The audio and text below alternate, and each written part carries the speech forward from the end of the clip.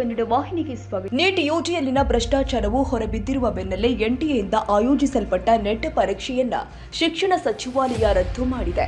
ಪರೀಕ್ಷೆ ನಡೆದ ಮರುದಿನವೇ ಈ ನಿರ್ಧಾರ ಕೈಗೊಳ್ಳಲಾಗಿದೆ. ಈ ಕುರಿತು ಎಐಡಿಎಸ್ಒ ಜಿಲ್ಲಾ ಸಂಚಾಲಕರು ಆದ ಶಿಲ್ಪಾ ಬಿಕೆ ಅವರು ಈ ಕೆಳಗಿನ ಪತ್ರಿಕಾ ಹೇಳಿಕೆ ಕೊಟ್ಟಿದ್ದಾರೆ. ಮೊನ್ನೆ ನೀಟ್ ಆದರೆ ಇಂದು ನೆಟ್ ಪರೀಕ್ಷೆಯಲ್ಲಿ ವ್ಯಾಪಕ ಭ್ರಷ್ಟಾಚಾರ ಕೇಳಿಬಂದಿದೆ. ಮಿಲಿಯಾಂತರ ವಿದ್ಯಾರ್ಥಿಗಳು ವರ್ಷಗಟ್ಟಲೆ ಪರೀಕ್ಷೆಗಳಿಗೆ ತಯಾರಿ ಮಾಡ್ತಾರೆ. ನೀಟ್ ಪರೀಕ್ಷೆಯಲ್ಲಿ ನಡೆದ ಗಂಭೀರ ಪ್ರಮಾಣದ ಅವ್ಯವಹಾರವನ್ನು ಚಿಕ್ಕದೆಂದು ಬಿಂಬಿಸಲು ಶಿಕ್ಷಣ ಸಚಿವಾಲಯ ಮತ್ತು ಎನ್ಟಿಎ ಪ್ರಯತ್ನಿಸುತ್ತಲೇ ಇದೆ. ನೆಟ್ ಪರೀಕ್ಷೆಯಲ್ಲಿ ನಡೆದ ಅವ್ಯವಹಾರಗಳು ಪ್ರಕರಣದ ತೀವ್ರತೆಯನ್ನು ಪ್ರತಿಬಿಂಬಿಸುತ್ತೆ. ಅಷ್ಟೇ ಅಲ್ಲದೆ ಪರೀಕ್ಷಾ ಪ್ರಕ್ರಿಯೆಯ ಪಾರದರ್ಶಕತೆ ಮತ್ತು ಪವಿತ್ರತೆಯನ್ನ ಕಾಪಾಡಲು ಪರೀಕ್ಷೆ ನಡೆದ ಮರುದಿನವೇ ಅದನ್ನ ರದ್ದುಪಡಿಸಿ ಸಿಬಿಐಗೆ ಒಪ್ಪಿಸಲಾಗಿದೆ. ಈ ನಡೆಯೂ ಸಾಕಷ್ಟು ಪ್ರಶ್ನೆಗಳನ್ನ ಹುಟ್ಟು ಹಾಕಿದೆ. ಪರೀಕ್ಷಾ ಕೇಂದ್ರಗಳಿಗೆ ತಲುಪಲು ದೂರದ ಪ್ರಯಾಣ, ವಸತಿ, ಅಧಿಕ ಪ್ರಮಾಣದ ಪರೀಕ್ಷಾ ಶುಲ್ಕ ಸೇರಿ ಮಿಲಿಯಾಂತರ ಅಭ್ಯರ್ಥಿಗಳ ವೆಚ್ಚಕ್ಕೆ ಯಾರು ಹೊಣೆ? ಎಲ್ಲದಕ್ಕೂ ಮಿಗಿಲಾಗಿ ಎನ್ಟಿಎ ಪ್ರದರ್ಶಿಸ್ತಾ ಇರುವ ಬೇಜವಾಬ್ದಾರಿ, ಅಸಮರ್ಥತೆ ಮತ್ತು ಪಾರದರ್ಶಕತೆಯ ಕೊರತೆಯು ಮಿಲಿಯಾಂತರ ಅಭ್ಯರ್ಥಿಗಳ ಭವಿಷ್ಯವನ್ನ ಅತಂತ್ರಕ್ಕೆ ದೂರಿದೆ. ವ್ಯಾಪಾರೀಕರಣ, ಅನಾರೋಗ್ಯ ಪೀಡಿತ ಸ್ಪರ್ಧೆ ಮತ್ತು ವ್ಯಾಪಕ ಭ್ರಷ್ಟಾಚಾರವು ಜಾರಿಯಲ್ಲಿ ಇರಬೇಕಾದ್ರೆ ಒಂದು ಕೇಂದ್ರೀಕೃತ ಪರೀಕ್ಷೆಯು ಭ್ರಷ್ಟಾಚಾರದ ಏಕಸ್ವಾಮ್ಯ ಅಧಿಕಾರವನ್ನ ಉಂಟು ಮಾಡಬಲ್ಲದೆ ಹೊರತು ಈ ಯಾವ ಸಮಸ್ಯೆಯನ್ನು ಕೂಡ ಪರಿಹರಿಸುವುದಿಲ್ಲ.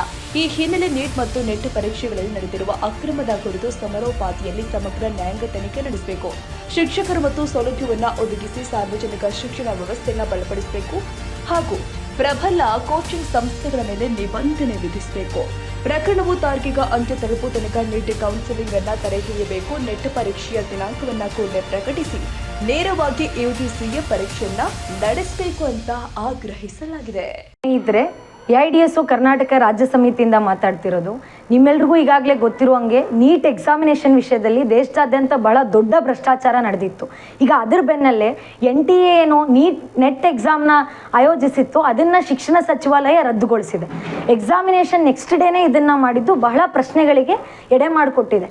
ನಿಮ್ಮೆಲ್ರಿಗೂ ಗೊತ್ತಿರುವಂಗೆ ವಿದ್ಯಾರ್ಥಿಗಳು ಬಹಳ ಪರಿಶ್ರಮ ಪಟ್ಟು ಹಲವಾರು ವರ್ಷಗಳಿಂದ ಈ ಎಕ್ಸಾಮಿನೇಷನ್ಗೆ ರೆಡಿ ಆಗ್ತಾರೆ. ಅಷ್ಟೇ ಅಲ್ಲ, ಅವ್ರು ಎಕ್ಸಾಮ್ ಕೊಡೋಕ್ಕೆ ಬರಬೇಕಾದ್ರೆ ಪ್ರಯಾಣ ಶುಲ್ಕ ಅಂತಿರುತ್ತೆ, ಎಕ್ಸಾಮಿನೇಷನ್ ಫೀಸ್ ಅಂತಿರುತ್ತೆ, ಅಲ್ಲಿ ಬಂದವರು ವಸತಿ ಮಾಡಬೇಕು. ಇದೆಲ್ಲದಕ್ಕೆ ಯಾರು ಹೊಣೆ? ಸೊ ಈ ಥರದ ನಡೆಯನ್ನು ಎಐಡಿಎಸ್ಒ ಖಂಡಿಸ್ತಾ ಇದೆ. ಜೊತೆಗೆ ಇದ್ರ ಮೂಲಕ ತುಂಬ ಚೆನ್ನಾಗಿ ಗೊತ್ತಾಗುತ್ತೆ ಸ್ನೇಹಿತರೆ, ಎನ್ಟಿಎ ಈ ಥರದ ಎಕ್ಸಾಮಿನೇಷನ್ ನಡೆಸೋದಕ್ಕೆ ಎಷ್ಟು ಅಸಮರ್ಥವಾಗಿದೆ, ಎಷ್ಟು ಭ್ರಷ್ಟಾಚಾರದಲ್ಲಿ ಮುಳುಗಿದೆ ನಾವು ಈಗಾಗಲೇ ನೋಡ್ತಾ ಇದ್ದೀವಿ. ಹಾಗಾಗಿ ನಾವು ಡಿಮ್ಯಾಂಡ್ ಮಾಡ್ತಾ ಇದ್ದೀವಿ ಎಐಡಿಎಸ್ಒ ಕರ್ನಾಟಕ ರಾಜ್ಯ ಸಮಿತಿಯಿಂದ ಈ ನೀಟು ಮತ್ತು ನೆಟ್ ಎಕ್ಸಾಮಿನೇಷನ್ ವಿಷಯವಾಗಿ ಸರಿಯಾದ ತನಿಖೆ ನಡೆಯುವವರೆಗೂ ಕೂಡ ನೀಟ್ ಕೌನ್ಸಿಲ್ನ ಮುಂದಕ್ಕೆ ಹಾಕಬೇಕು. ಜೊತೆಗೆ ಸರಿಯಾದ ಪಾರದರ್ಶಕವಾದಂತಹ ತನಿಖೆ ನಡೆಸಬೇಕು, ವಿದ್ಯಾರ್ಥಿಗಳಿಗೆ ನ್ಯಾಯ ಕೊಡಬೇಕು. ಇದರ ಮೂಲಕ ಏನು ಈ ಟ್ಯೂಷನ್ ಮಾಫಿಯಾಗಳಿದೆ, ಹಲವಾರು ಕೋಚಿಂಗ್ ಮಾಫಿಯಾಗಳಿದನ್ನು ಅದನ್ನು ವಿರೋಧಿಸಬೇಕು, ಸಾರ್ವಜನಿಕ ಶಿಕ್ಷಣನ ಬಲಪಡಿಸಬೇಕು ಅಂಥೇಳಿ ಎಐಡಿಎಸ್ಒ ಕರೆ ಕೊಡುತ್ತೆ.